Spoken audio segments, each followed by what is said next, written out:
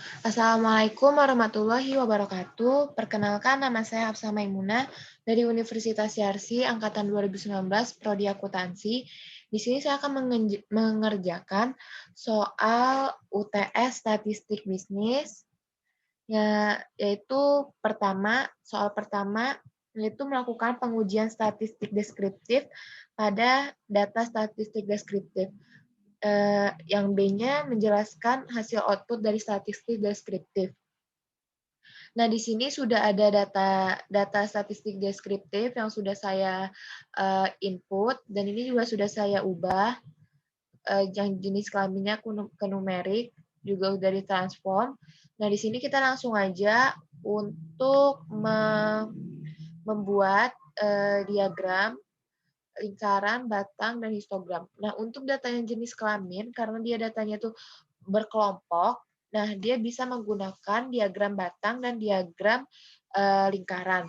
Itu tuh caranya kita klik graphs, legasi dialog, kalau kita pilih bar untuk diagram batang, lalu summaries for group of cases, lalu kita klik define. Untuk ini jenis kelaminnya kita masukin, lalu kita klik OK.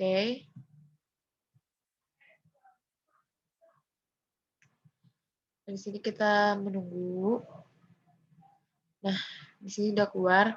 Nah, kita lakuin lagi untuk membuat data diagram batangnya. Legasi dialog, kita pilih yang pie. Define. Ini kelaminnya kita masukin. Lalu kita klik OK.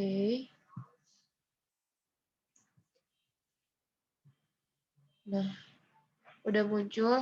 Nah, untuk gaji, kita tuh bisanya menggunakan diagram histogram, karena gaji itu datanya kan acak. Nah, data acak itu tuh hanya bisa digunakan pada diagram histogram.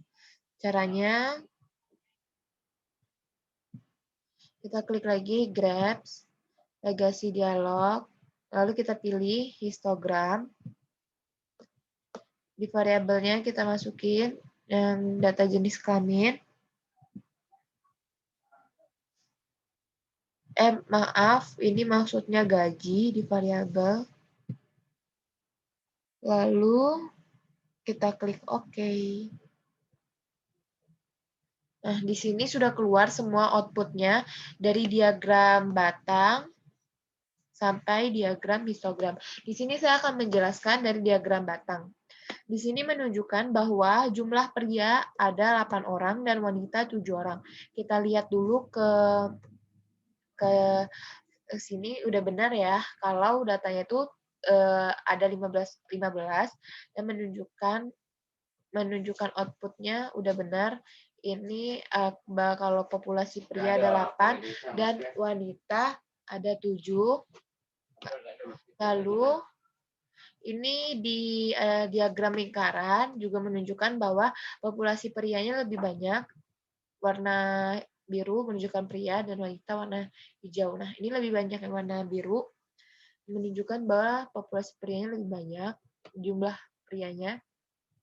Nah, kalau ini diagram histogram yang menunjukkan bahwa gaji yang dari 1.600.000 sampai 1.800.000 menunjukkan ada 2 orang, 1.800.000 sampai 2 juta ada menunjukkan 3 orang, gaji 2 juta sampai 2.200.000 menunjukkan 8 orang, gaji 2.200.000 sampai 2.400.000 menunjukkan ada 1 orang, 2.400.000 sampai 2.600.000 menunjukkan juga ada 1 orang. Di sini tuh ada min-nya dan standar deviasinya dan menunjukkan jumlah datanya ada 15. Berarti data ini udah valid ya. Nah, sekarang soal nomor 1 udah selesai. Saya akan menjelaskan soal nomor 2. Nah, di sini untuk soal nomor 2, kita disuruh melakukan pengujian kualitas data pada data kuesioner primer dan menginterpretasikan apakah data ini reliable dan valid. Nah, sebelumnya di sini sudah ada data kuesioner primernya, udah saya input. Nah, di sini juga sudah saya transform. Nah, ini nih sekarang kita langsung mulai aja.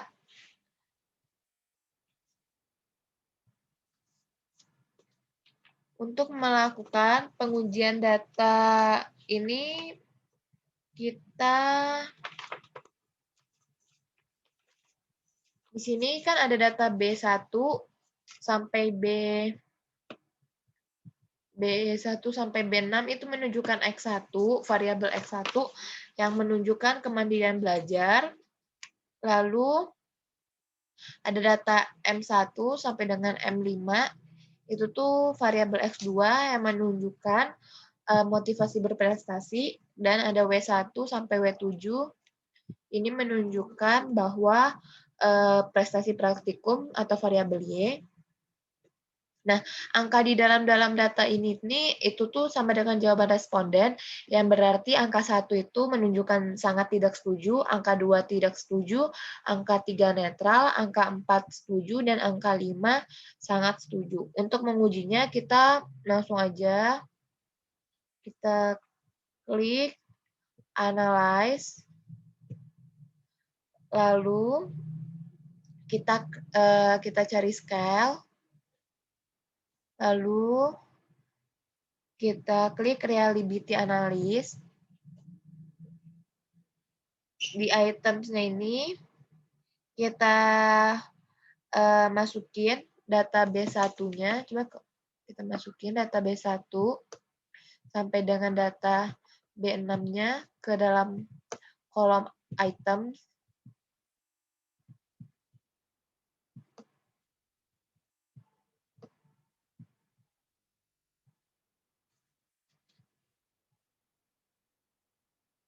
Kalau udah,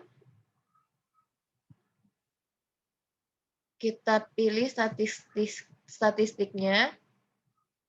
Ini kita pilih di descriptive form-nya scale if item delete. Lalu kita klik continue. Lalu kita klik OK. Nah, kita lakuin dulu hal yang sama untuk menganalisis data yang M. Kita klik Scale, Reliability Analysis.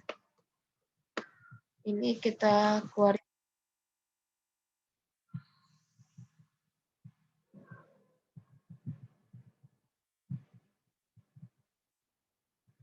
Nah, sekarang kita masukin data M.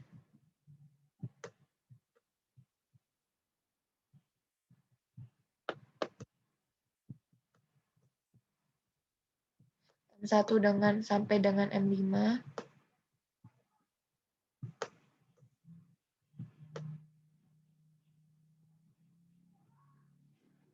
Statistiknya kita cek dulu.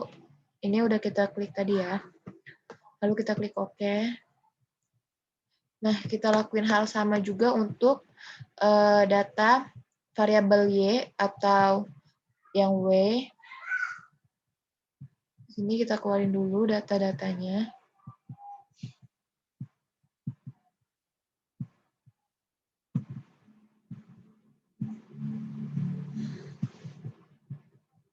Lalu gantian kita masukin data W1 sampai dengan W7-nya.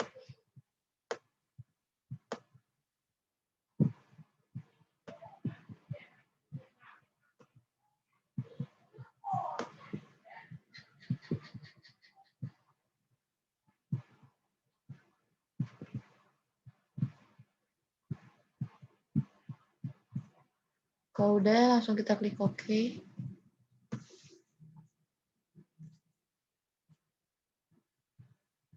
Nah, di sini saya akan menjelaskan output-nya. Kita mulai dari data variabel B-nya. Di sini nih,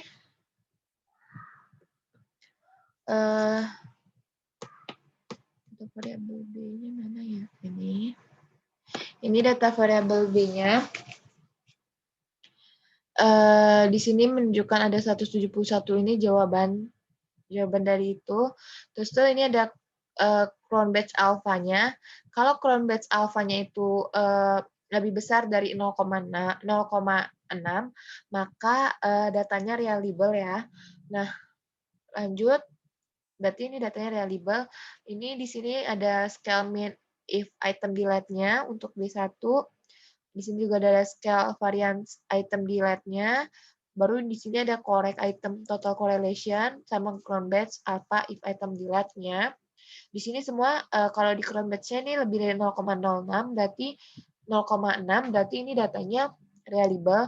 Nah, untuk correct item total correlation ini kalau datanya itu valid, itu tuh apabila datanya lebih besar daripada 0,3. Nah, di sini bisa kita lihat semuanya datanya lebih besar dari 0,3, berarti datanya valid ya.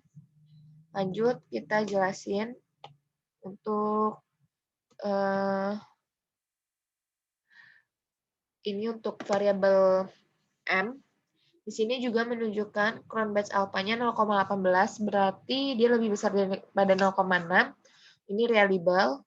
Lalu correlation-nya di sini juga semuanya lebih besar daripada 0,3, berarti datanya valid. Lanjut lagi, kita ke data W. Data W ini crown batch alpha-nya kita bisa lihat 0,778, berarti ini lebih besar daripada 0,6, berarti data reliable. Di correlation-nya ini semuanya tidak ada yang kurang dari 0,3, di atas 0,3 semua, berarti datanya menunjukkan data valid. Nah, sekarang kita lanjut ke soal nomor 3 ya. Nah, di sini kita di soal nomor 3-nya disuruh untuk menganalisis melakukan pengujian asumsi klasik, uji normalitas, apakah datanya normal, berdistribusi dengan normal. Lalu kita menjelaskan dengan grafik histogram, grafik normal p-plot, dan one sample KS. Di sini datanya sudah ada, sudah saya input.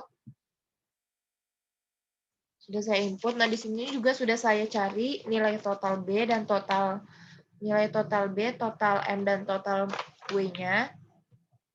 Di sini sudah saya cari. Nah, kalau sudah gitu juga di variabel view-nya, ini juga jangan lupa ya, total B-nya kita ganti dulu measure-nya ke scale. Terus sekarang kita lanjut aja langsung ke menganalisis uji normalitas, yaitu dengan cara kita klik Analyze, kita klik Regression, lalu kita klik Linear. Ini di depend-nya kita masukin prestasi praktikum. Itu tuh prestasi depend itu sama dengan variabel G. Dan di independ-nya kita masukin kemandirian belajar dan sama motivasi berprestasinya. Kalau udah di plots-nya, kita klik plot dulu. Ini histogram sama normal probability plot-nya kita checklist. Kalau udah klik continue. Lalu di save-nya, unstandardized-nya di residualnya kita klik. Lalu kita klik continue. Lalu langsung aja kita klik OK.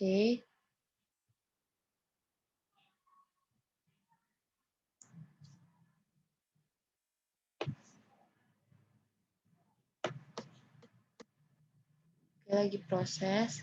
Nah, sekarang kita mau menganalisis yang one sample QS-nya. One sample QS-nya tuh kita sama klik analyze. Lalu kita klik non-parametric test. Kita klik legacy dialog. Lalu itu one sample QS. Ini kita masukin yang unstandardized-nya.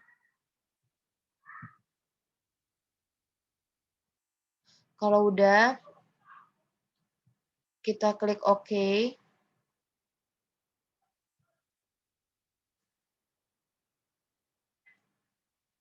Nah, di sini saya akan langsung menjelaskan hasil outputnya. Dari histogramnya ini kita mau menganalisis apakah datanya berdistribusi normal. Nah, untuk variabel histogram, maksudnya untuk grafik histogramnya. Di sini nih secara kasat mata sudah berdistribusi normal, itu karena garisnya ini semuanya melewati diagram batangnya ini. Berarti itu tuh menandakan berdistribusi normal. Lalu kita lanjut ke normal p-plot. Di sini secara kasat mata semuanya udah normal karena garis-garis yang ini nih mengikuti garis diagonalnya itu secara kasat mata juga normal. Nah, kita juga bisa melihat memastikan normalnya itu tuh menggunakan uji one sample Kolmogorov-Smirnov atau 1KS dengan kita melihat nilai ASYMP sigtutelnya. Nah, di sini kita lihat nilai ASYMP sigtutelnya ada 0,74. Nah, kalau ketentuannya apabila nilai sampel sigtutelnya lebih besar daripada 0,074, berarti data terdistribusi normal. Nah, maksudnya 0,05, apabila 0,5 lebih besar daripada 0,74, data berdistribusi normal. Dan apabila datanya itu kebalikannya lebih kecil dari 0,05, berarti datanya tidak berdistribusi normal. Di sini bisa kita lihat 0,74 itu kan lebih besar daripada 0,05 ya. Berarti kita bisa mengambil keputusan bahwa datanya ini nih semuanya berdistribusi normal. Nah, ini keputusannya yang bisa kita ambil itu datanya dari semuanya ini berdistribusi normal. Nah, sekarang saya akan menjelaskan soal nomor 4. Nah, di sini sudah kita ke soal nomor 4. Di situ tuh petunjuk soalnya untuk yang A itu tuh kita data latihan one sample t-test, membuka data one sample t-test untuk menyelesaikan soal A. Soal A itu kita disuruh melakukan pengujian one sample t-test dengan hipotesis H0 nilai rata-rata berat badan mahasiswa FEBRC angkatan 2019 sama dengan 55. Lalu HA-nya nilai rata-rata berat badan mahasiswa FEBRC tidak sama dengan 5,55 kilo. Nah, di sini kita menguji ya pakai T hitung dan T tabel juga.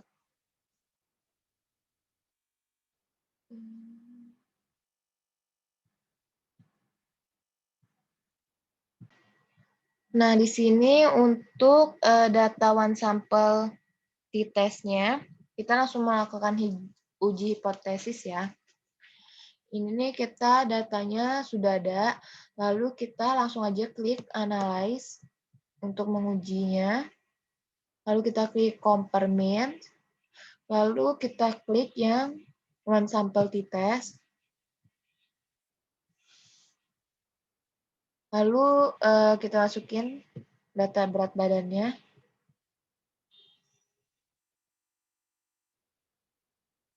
Lalu ini test value ini kita ganti sama 55. Lalu kita klik OK.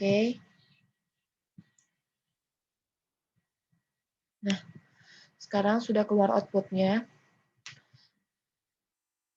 Nah, di sini nih kan sudah keluar ya outputnya ya. Menunjukkan bahwa jumlah N itu menunjukkan jumlah data, min itu 59, standar deviation-nya 7,379, standar error min-nya 2,33. Nah, kita mulai dari standar ya, yang one sample statistik yang min. Nah, min-nya kan di sini 59. Nah, tapi 59 itu kita anggap mendekati 55. Kita anggap mendekati 55.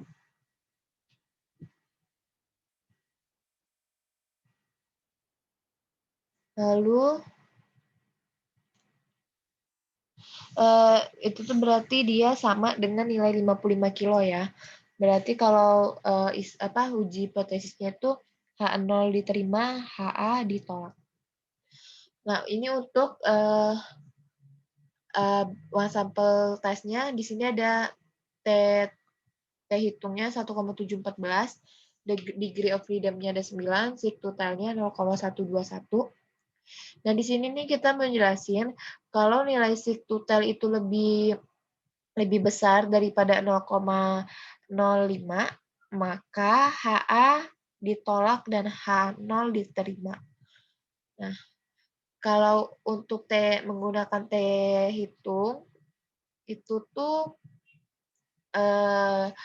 kita lihat dulu degree of freedom-nya kan 9. Nah, terus kan kita tuh nilai sig-nya itu kan untuk mencarinya kan alfa per 2. Nah, nilai alfa itu kan sama 0,05. Berarti 0,05 bagi 2 kan 0,025. Lalu degree of freedom-nya 9. Nah, kita langsung lihat aja di sini tabel T-nya. Nah, di sini tuh tadi 0,025 untuk degree of freedom 9 berarti itu nilainya 2,26. 2,26 berarti itu tuh nilainya lebih, ini T tabel lebih nilai T tabel lebih besar daripada nilai T hitung. Itu tuh menunjukkan bahwa H0 diterima dan HA ditolak.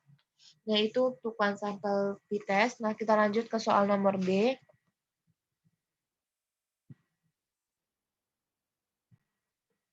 Nah, ini soal nomor B, kita melakukan pengujian two sampel t-test. Itu tuh dengan hipotesisnya H0, kedua kelompok memiliki rata-rata hasil belajar yang sama antara kelompok A dan kelompok B. Lalu hipotesis A-nya itu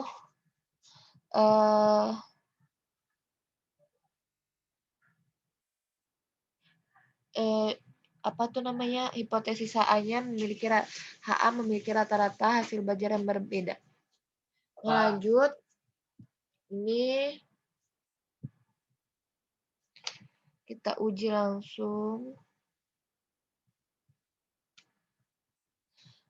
Ini langsung aja kita uji. Sebelumnya kelompoknya sudah saya transform, langsung aja kita klik analyze, lalu compare means, kita klik independent sample t-test. Terus untuk tes variabel kita masukin kelompok nilai, groupingnya kita masukin di kelompok,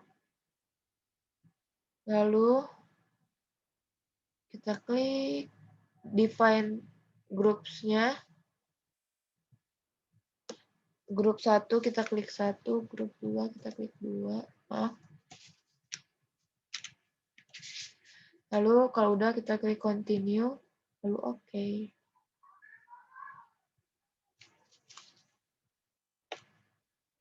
Maaf, di sini ada kesalahan. Nah, di sini sudah keluar hasil outputnya untuk yang independent sample t-test. Nah, langsung aja kita uji. Di sini ada data N yang tidak menggunakan Excel 15, jumlahnya 15, menggunakan Excel 15, itu tuh datanya. Terus tuh di sini ada minnya 82,27 standar deviasi, lalu ada standar error min-nya. Di sini kita lihat di min-nya tuh yang menggunakan Excel itu lebih banyak daripada yang tidak menggunakan. Itu tuh yang berarti H0 ditolak, HA diterima, atau kedua kelompok memiliki rata-rata hasil belajar yang berbeda. Nah, untuk F hitungnya langsung aja. Di sini kan 0,3 ya. Terus tuh degree of freedom-nya ada 28. Sekarang kita langsung buka aja di sini. 0,025 untuk degree of freedom 28. Itu tuh di sini ada 2,04. Itu tuh menunjukkan bahwa T tabel lebih kecil daripada, maksudnya T hitung lebih kecil daripada F tabel, T tabel. Berarti ini nih HA diterima. Lanjut kita ke sigtutelnya. Nilai sigtutelnya di sini ada 0,022 yang menunjukkan bahwa lebih besar daripada 0,05. Itu tuh berarti tandanya HA diterima, H0 ditolak. Atau kedua kelompok memiliki rata-rata hasil belajar yang berbeda antara kelompok A dan kelompok B. Sekarang kita lanjut ke soal yang C.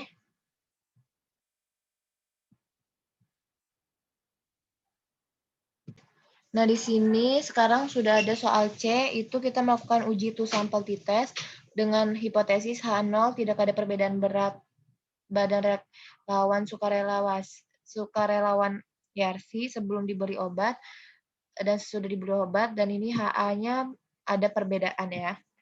Langsung aja kita analisis, yaitu caranya kita klik compare means, lalu kita pilih yang paired sample. Ini untuk variabel sebelumnya itu kita masukin variabel 1 dan sesudah itu di variabel 2. Kemudian langsung kita klik OK. Di sini udah keluar nilai outputnya. Jumlah datanya ada 16, correlation-nya 0,89. Terus di sini nilai sig-nya 0,00, itu tuh berarti nilai sig itu lebih kecil daripada 0,05 yang menunjukkan H0 ditolak dan HA diterima. Ini untuk uji T-tabel. T hitungnya 6,63. Nah, degree of freedom-nya 15. Langsung aja kita lihat di T-tabel 0,25 dengan degree of freedom-nya 15. Itu tuh 2,13 yang berarti T-tabel lebih kecil daripada T hitung. Yang menunjukkan H0 ditolak dan HA diterima. Lalu kita lihat aja nilai sigtutelnya. Tadi kan lebih kecil. Berarti ini nih hipotesis yang terbukti ialah adanya perbedaan rata-rata berat badan sukarelawan mahasiswa YARSI sebelum diberi obat dan sesudah diberi obat. Nah, sekarang kita lanjut ke soal terakhir. Di sini soal nomor terakhir kita menguji ANOVA satu arah dengan hipotesis H0 rata-rata tekanan darah orang peminum obat X, Y, Z, lalu HA-nya rata-rata tekanan orang peminum obat X, Y, Z tidak sama. Hipotesisnya ini kita akan menghitung dengan F hitung dan F tabel juga. Ini langsung aja kita analisis, lalu kita klik compare means, lalu kita pilih one way ANOVA. Kalau udah kita masukin di depend list-nya tekanan darah. Lalu ke option, ini kita klik dulu deskriptif sama homogeneity-nya, lalu continue. Di post hoc-nya kita klik ini Bonferroni sama Turki. Signifikannya 0,05 ya. Lalu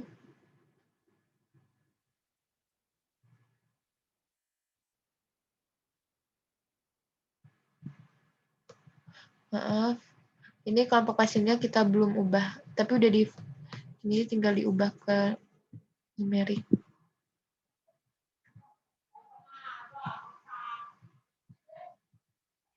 Kita klik OK.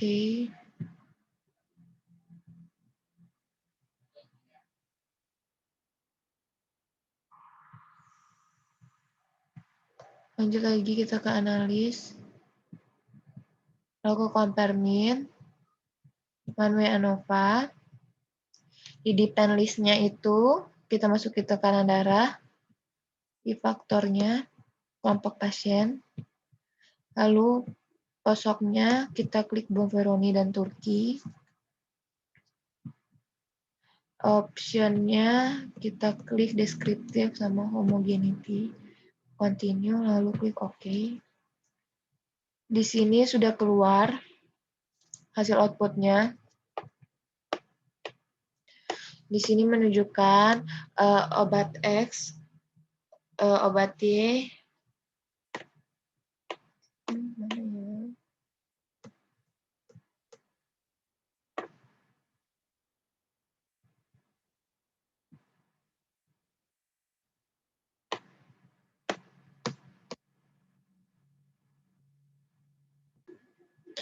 Nah, maaf, tadi ada kesalahan karena saya salah di transformnya.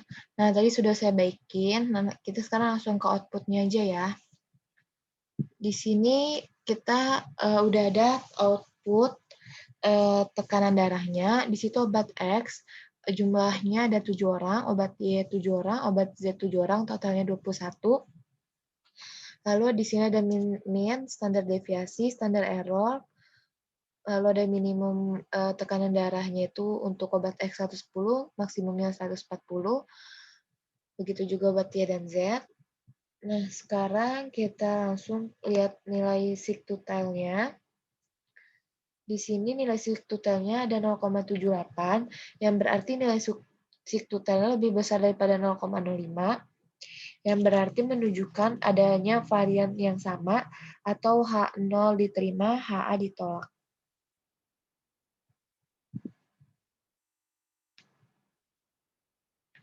Lalu untuk degree of freedom-nya kita di sini kan ada dua degree of freedom. Nah, untuk degree of freedom 2 itu kita kan rumusnya itu pembilang dibagi penyebut per degree of freedom. Nah, ini nih pembilangnya 2, penyebutnya 18. Lalu kita lihat tabel F-nya ya. Di sini kan degree of freedom-nya 2, 18 dengan 0,05 ya. 0,05 di sini, maaf ini tabel. Di sini ini degree of freedom. Untuk ini. Di sini kan tadi pembilangnya 2, penyebutnya 18.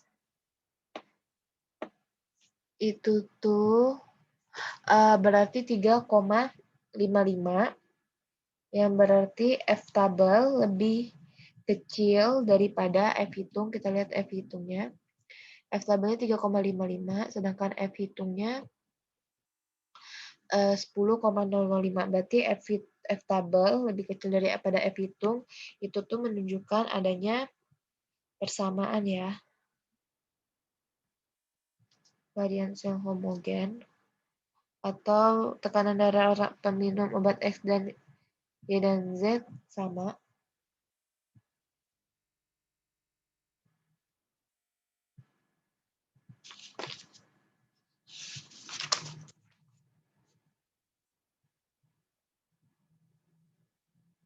Maaf, saya ulangin. Untuk nilai sigtutelnya tadi ada kesalahan. Di sini nih menunjukkan apabila nilai sigtutelnya lebih dari 0,05, itu tuh menunjukkan H0 ditolak dan HA diterima, yang berarti adanya perbedaan ya. Maaf, ada kesalahan tadi, H0 diterima dan HA ditolak. Kita juga lihat nilai sigtutelnya ternyata dari sini. Bukan dari sini, saya salah. Di sini berarti 0,01 kan lebih kecil daripada 0,05, berarti menunjukkan H0 diterima dan H0 ditolak dan HA diterima, yang menunjukkan rata-rata tekanan darah orang peminum obat XYZ memiliki tidak sama. Sekarang kita lanjut lagi ke post hoc test. Di sini kan ada Turki dan Bonferroni. Di sini ada mean difference sama nilai sig. Nah, perlu kita ketahui kalau ada tanda bintang seperti ini nih, berarti adanya perbedaan secara signifikan ya. Ini kita lihat di sini nilai sig-nya tuh kan 1, itu tuh lebih besar daripada 0,05. daripada 0,00 ini nilai minnya 0,00, berarti ini tidak signifikan.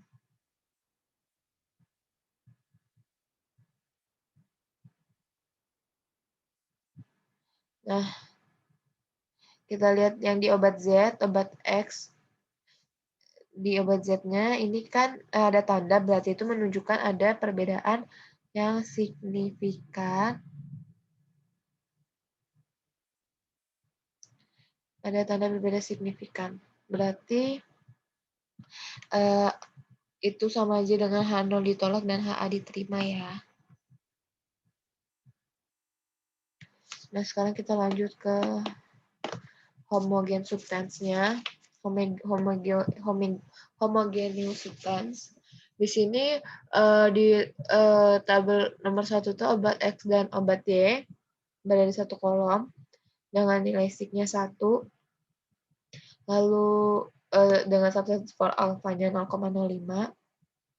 Lalu obat Z itu berada di kolom kedua. Itu tuh menunjukkan tabel 1 itu menunjukkan tidak ada perbedaan yang signifikan, dan tabel nomor 2 ini menunjukkan adanya signifikan. Nah, mungkin sekian penjelasan yang bisa saya jelaskan. Kalau ada salahnya mohon dimaafkan. Maaf apabila tadi saya ada kesalahan. Saya ucapkan terima kasih dan assalamualaikum warahmatullahi wabarakatuh.